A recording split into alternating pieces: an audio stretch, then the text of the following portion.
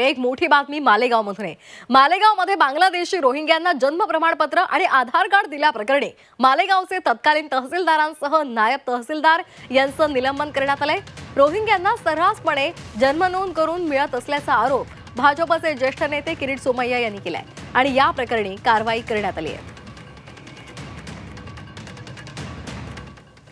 मालेगाव बांगलादेशी व रोहिंग्यांना जन्म प्रमाणपत्र देण्याच्या घोटाळ्यासाठी महाराष्ट्र सरकारने तत्कालीन तहसीलदार नितीन कुमार देवरे व नायब तहसीलदार संदीप धारणकर यांना निलंबित केलं आहे।